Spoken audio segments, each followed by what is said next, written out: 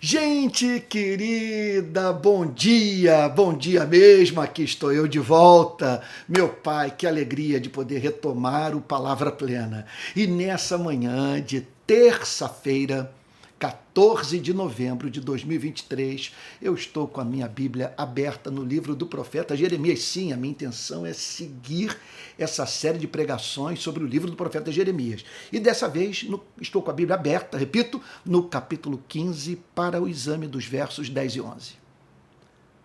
Verso 10 diz assim: Ai de mim, minha mãe, porque você me pôs no mundo para ser homem de rixa e homem de discórdias por toda a terra. Na verdade, Jeremias está aqui praticando a arte, o exercício, eu poderia dizer, espiritual do solilóquio. Ele está falando consigo mesmo. Ele não está se dirigindo a Deus, ele está pensando. Sabe, presumo aqui pensando em voz alta. Uma coisa é certa, ele registrou o pensamento. Porque ele diz assim: ai de mim, minha mãe. Ele pensa no seu nascimento.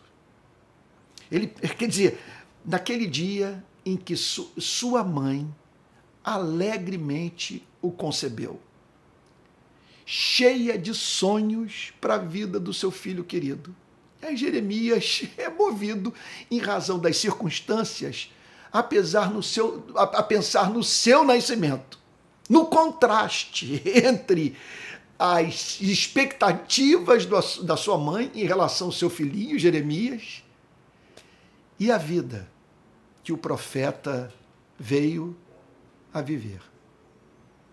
Ele diz assim: ai de mim, minha mãe. Porque você me pôs no mundo para ser homem de rixa, homem de discórdias para toda a terra. Ele, obviamente, ele não está culpando a mãe.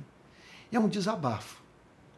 Ele está, na verdade, pensando no fardo que tinha que carregar. A coisa havia se tornado realmente difícil para Jeremias. E sobre o que ele está falando? Olha só. Porque você me pôs no mundo para ser homem de rixas e homem de discórdias por toda a terra. Ele via a si mesmo como alguém que havia nascido. Veja, como é que eu poderia destacar, como é que eu poderia declarar, expressar o ponto? Ele via a sua vida como destinada a uma das experiências humanas, da vida em sociedade, da relação dos que servem a Deus com o povo de Deus, das mais difíceis.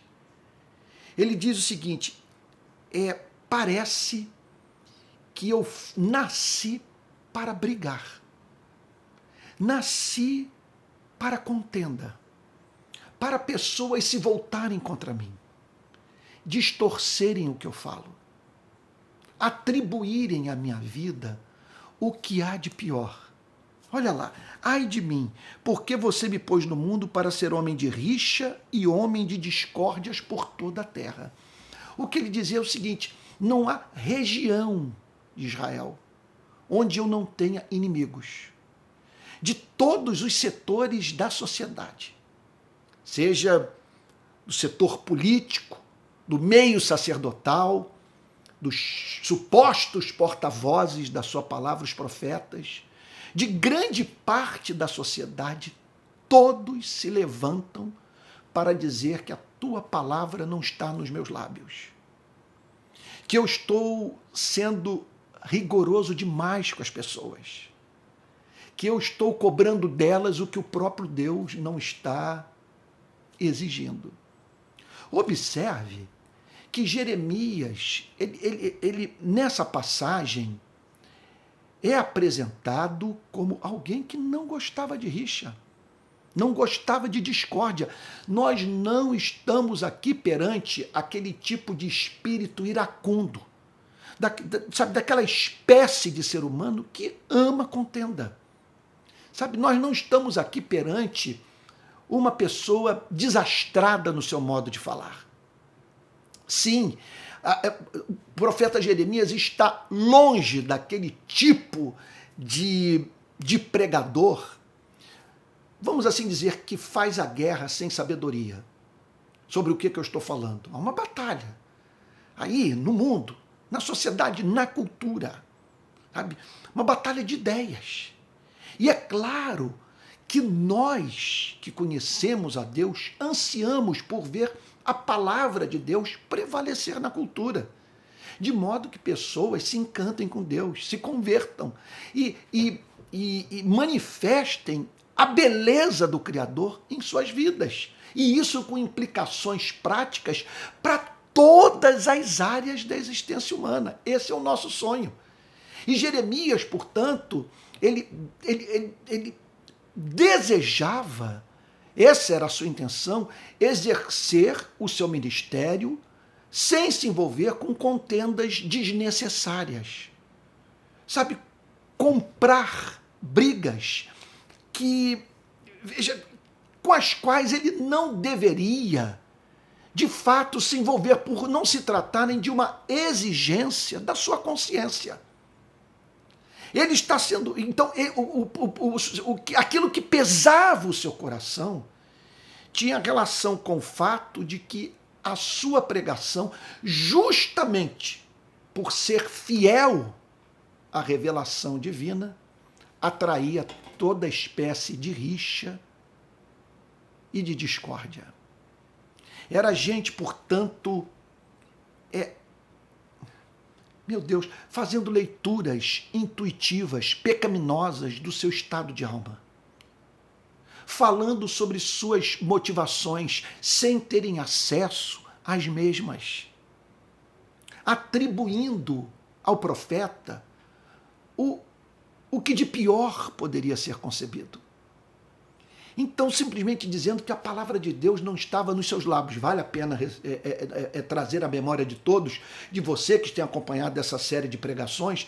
Se você não pela primeira vez você está sintonizando aqui no canal, eu sugiro então que você vá lá na playlist do Palavra Plena e procure ouvir as mensagens do livro do profeta feitas por mim nos últimos meses.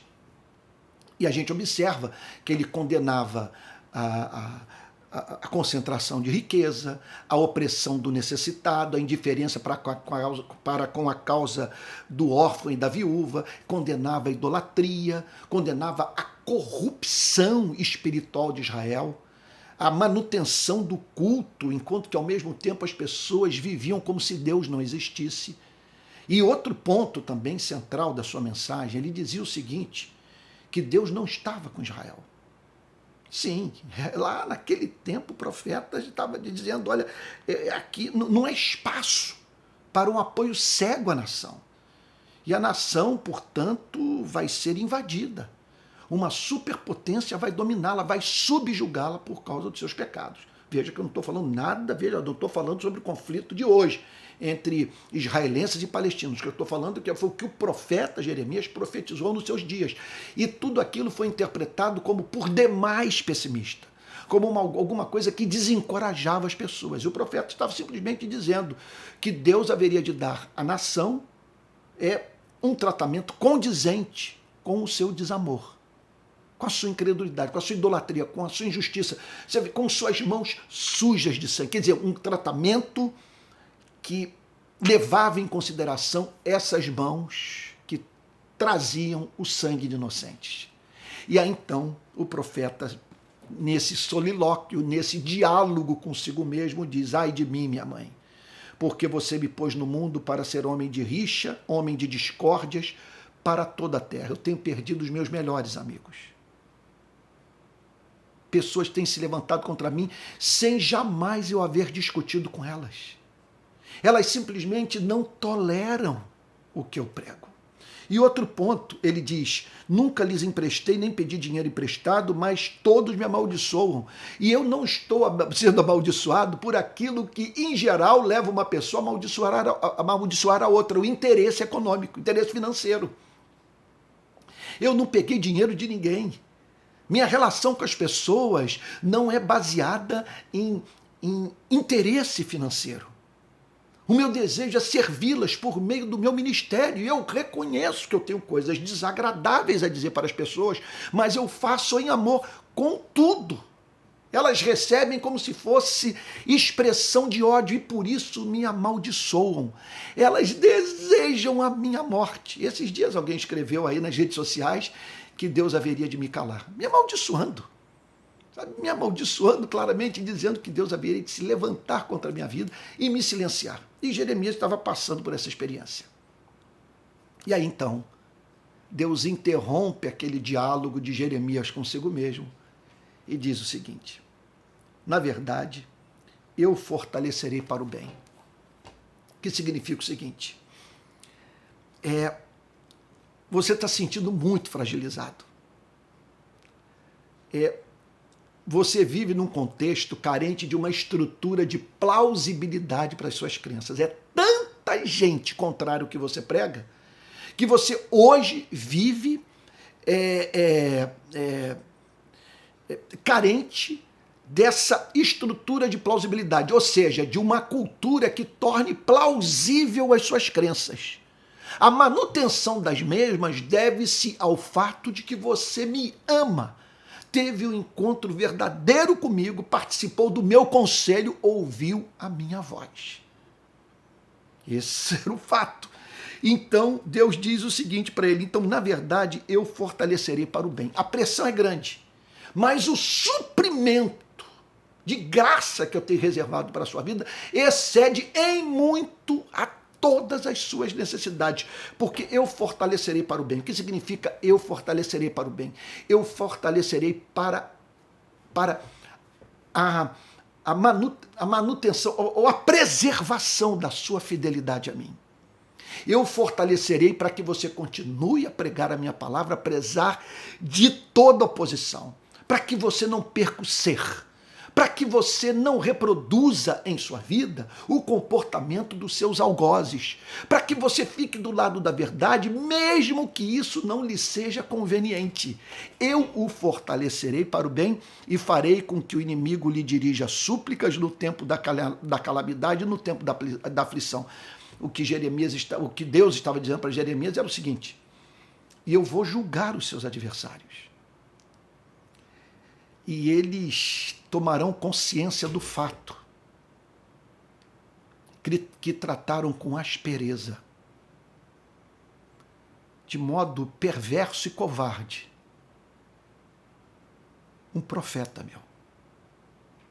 E naquele dia eles haverão de apresentar a você súplicas, porque eu manifestarei a minha santidade em conexão a isso, a minha fidelidade a você e a minha palavra na vida desses homens que fazem oposição, não a você, fazem oposição à minha verdade que eu botei nos seus lábios. Então, todos os que querem viver piedosamente em Cristo Jesus serão perseguidos.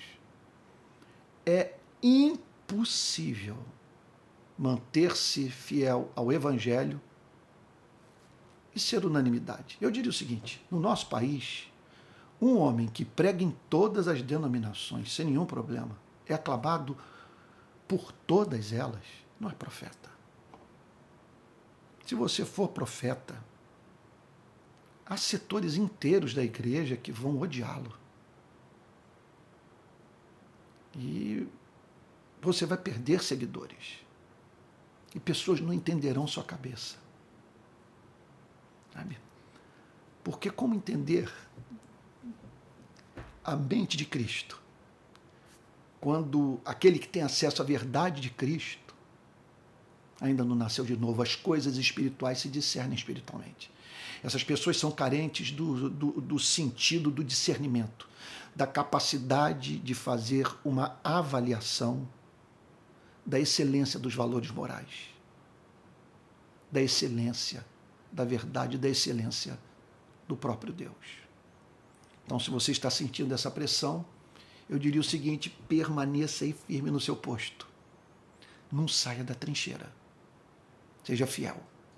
Porque não deixe essa gente o pautar. A provisão é certa. Enquanto eles o amaldiçoam, veja, Deus sorri para você. E o Espírito quer testificar no seu espírito, o Espírito quer testificar no seu espírito que você é filho de Deus. E lhe dar essa provisão que o fortalecerá para que você continue a detectar o pecado presente na cultura, nas ações humanas, e o denunciar, e chamar a sua geração ao arrependimento. É isso. Vamos orar? Pai Santo, ajuda-nos a reproduzirmos a vida do profeta. Senhor, não perdendo a sobriedade. E também, Senhor, pedimos, Senhor, sem que percamos a doçura, apesar de todo ódio que temos recebido. Que o Senhor nos fortaleça para a prática do bem, ajudando-nos a crer em conversão, em mudança de vida, na eficácia da sua palavra, na ação do Espírito Santo. Senhor, e até mesmo sentindo estranha alegria, em razão de termos o privilégio de sermos perseguidos por causa da justiça, porque nossa mensagem é simétrica, porque não temos lado, exceto o teu reino e a tua justiça. Em nome de Jesus, Senhor. Amém. Amém. Meus irmãos queridos, eu estou voltando hoje com o Palavra Plena. Eu conto com a sua oração, porque eu amo o ministério da palavra. E eu quero usar até o meu último momento de vida extensamente as redes sociais para espalhar a palavra no nosso país. A minha maior alegria é ajudar as pessoas a conhecerem a beleza do Evangelho. Então peço que você me sustente, porque o que eu enfrentei de oposição infernal esse ano, sabe, de empecilho para manter o programa no ar, sabe, é uma coisa impressionante. Sabe? E fora também minhas limitações pessoais.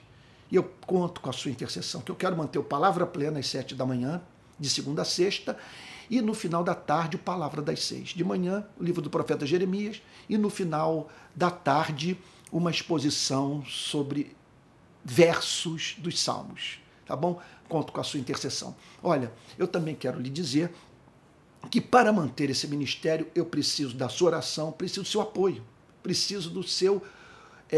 que você me ajude a manter o programa no ar. Sabe? Eu estou fazendo opção de viver para isso e disso. Então hoje eu me dedico à rede de pequenas igrejas, ao Rio de Paz, e a esse trabalho que visa edificar a igreja do país. Então, tudo isso aí eu coloco sob a cobertura do Palavra Plena. Então, são os cursos que eu ofereço, as pregações, as lives e os livros que escrevo, assim por diante.